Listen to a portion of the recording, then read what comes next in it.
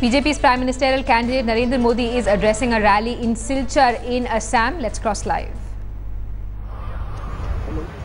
और आसाम को पहचान दी, दुनिया को चाय दी, और आसाम ने सिर्फ चाय दी ऐसा नहीं, आसाम ने दुनिया को चाह भी दी है, चाह भी दी है।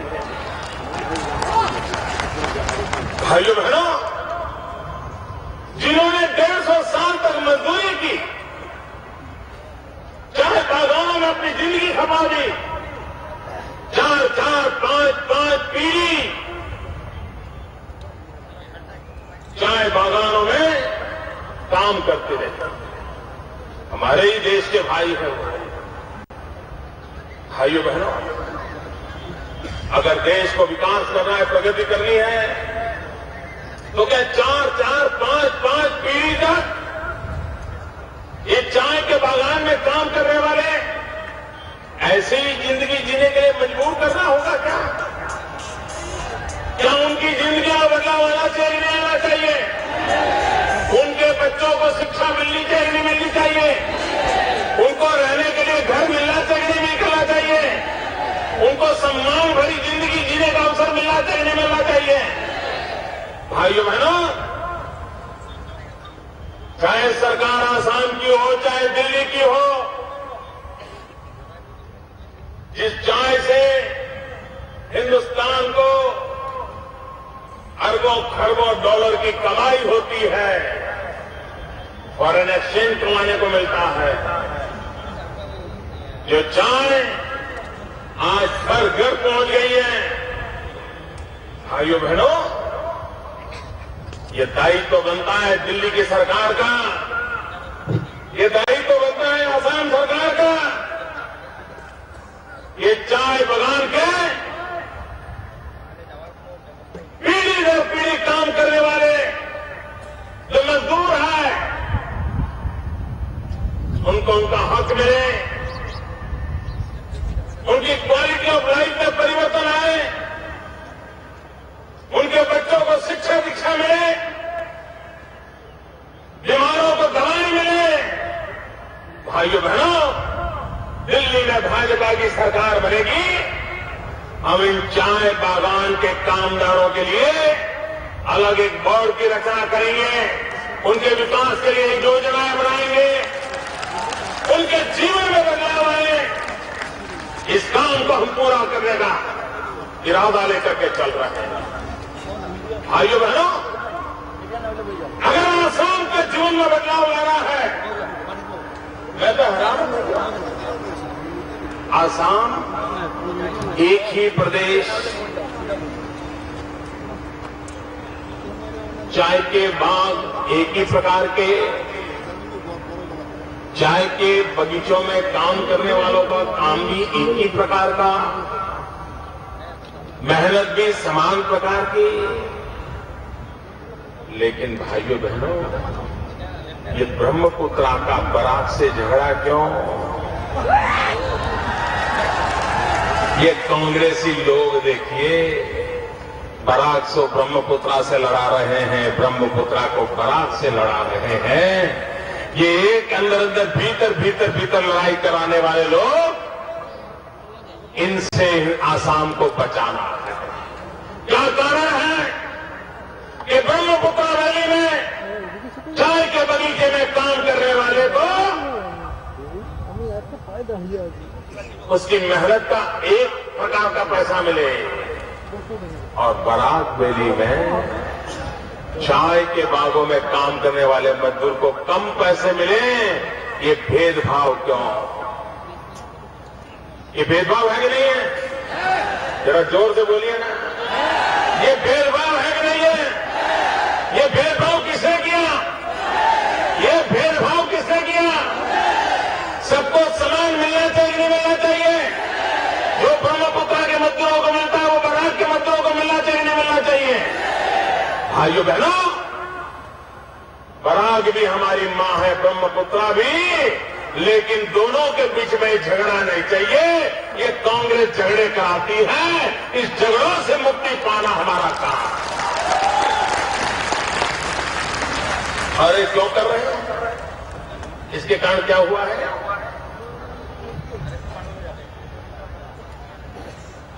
भाइयों बहनों, ये अन्याय क्यों किया जा रहा है?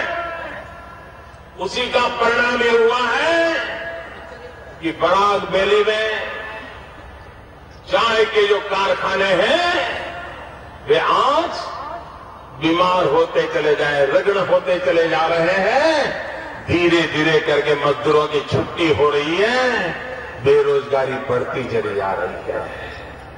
भाइयों बहनों, एक ही राज्य की सरकार ऐसा भेदभाव करने के लिए सोच भी कैसे सकती है?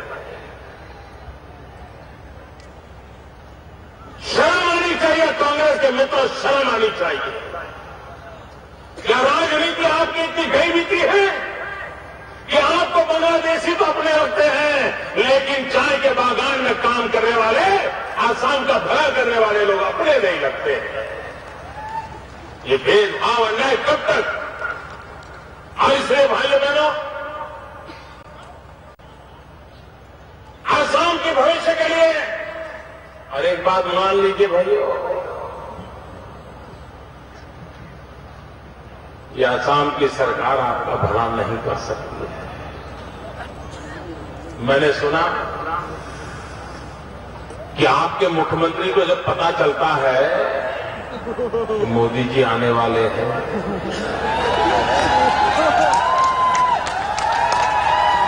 तो उनकी नींद हराम हो जाती है। और मैंने सुना है 2 दिन पहले आए थे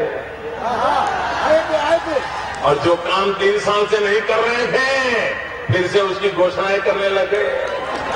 उनको लगा कि कोई आएगा, हिसाब मांगेगा, जवाब क्या दूंगा।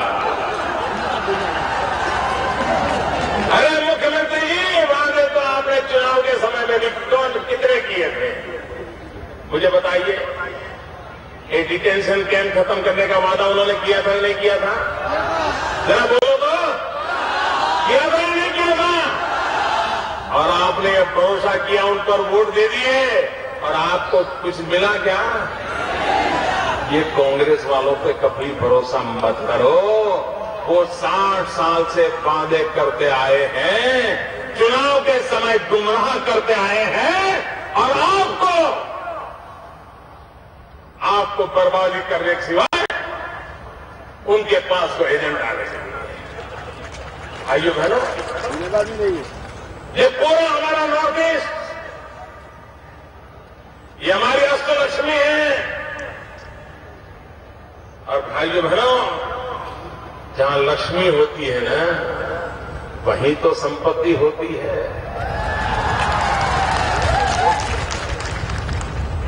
हमें सरस्वती भी चाहिए, हमें लक्ष्मी भी चाहिए। हम सरस्वती की पूजा करते हैं, हम लक्ष्मी की पूजा करते हैं। और ये हमारे नॉर्थ ईस्ट के 8 प्रांत, ये हिंदुस्तान की अष्टलक्ष्मी है।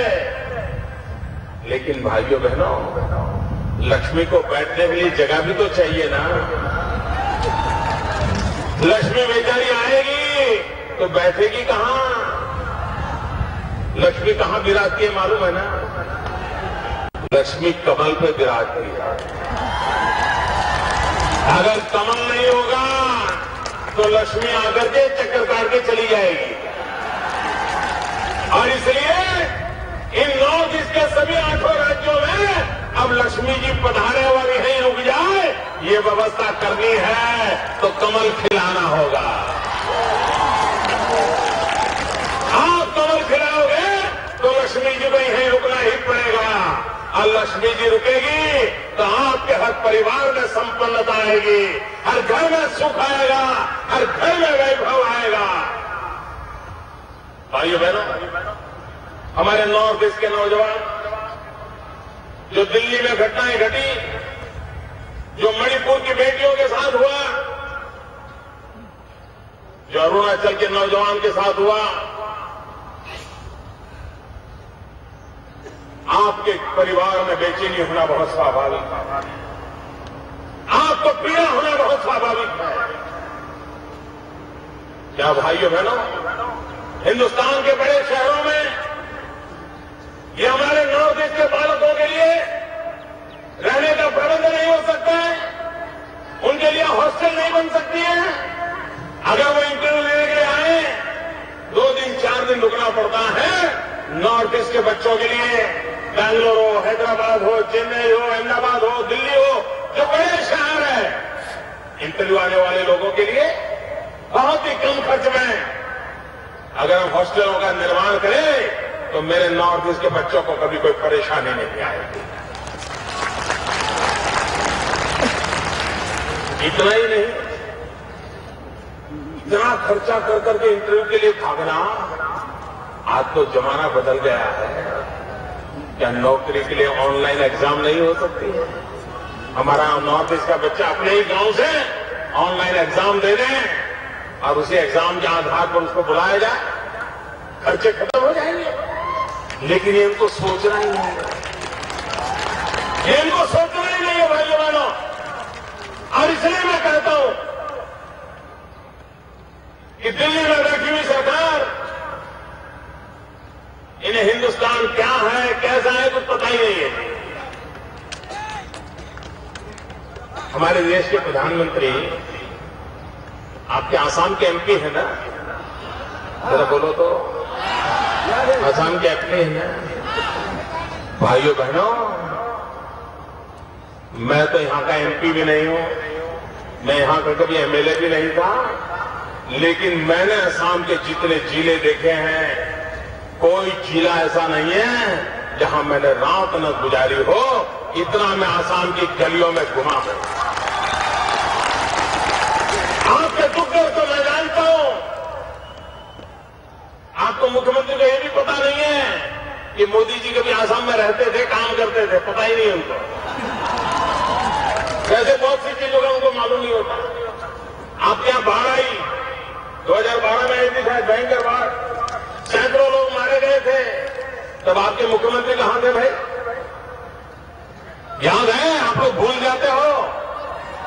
2012 में जब आसाम में भयंकर बाढ़ आई, तब आपके मुख्यमंत्री अमेरिका में घूम रहे थे, फिर जापान गए, और जब पत्रकारों ने उनको घेर लिया और पत्रकारों ने पूछा कि बाढ़ में लोग मारे जा रहे थे, मुख्यमंत्री जी आप कहां थे?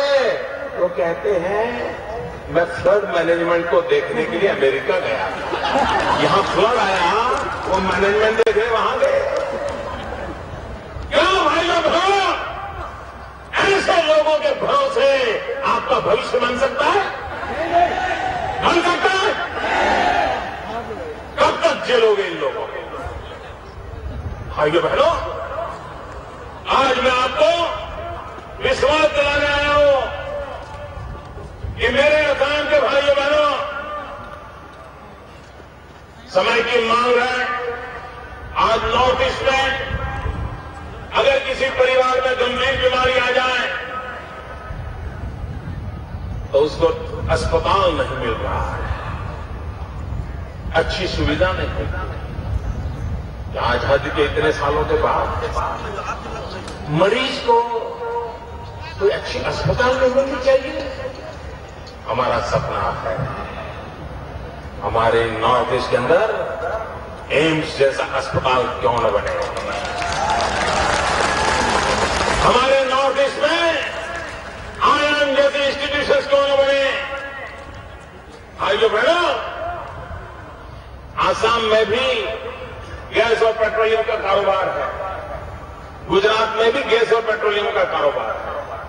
हमने वहां हमारे नौजवानों को रोजगार मिले इसलिए पेट्रोलियम यूनिवर्सिटी बनाई, ताकि वो बच्चे पढ़ लिख करके उस पेट्रोलियम और गैस के क्षेत्र में उनको काम मिल जाए। क्या ये काम आसाम नहीं कर सकता था क्या? लेकिन उनको उनके नौजवानों की चिंता नहीं है, और उसका परिणाम क्या है? बहुत सारे आसाम के नौजवान गुजरात की पेट्रोलियम यूनिवर्सिटी में पढ़ने के लिए आते हैं, क्योंकि उनको मालूम है कि वो अगर की शिक्षा हो गई तो आसाम में वापस आकर के अच्छी नौकरी उनको मिल सकती है। यही काम आसाम में हो सकता था, लेकिन ये धरती से कटे हुए लोग हैं और ये मन के छटे हुए लोग हैं, और इसलिए न उनको कल की चिंता है, न उनको नौजवानों के भविष्य की चिंता है। भाइयों बहनों, अटल बिहारी वाजपेयी ने एक बहुत बड़ा काम शुरू किया और ये मेरा सौभाग्य था कि उसका भूमि पूजन मैंने किया था।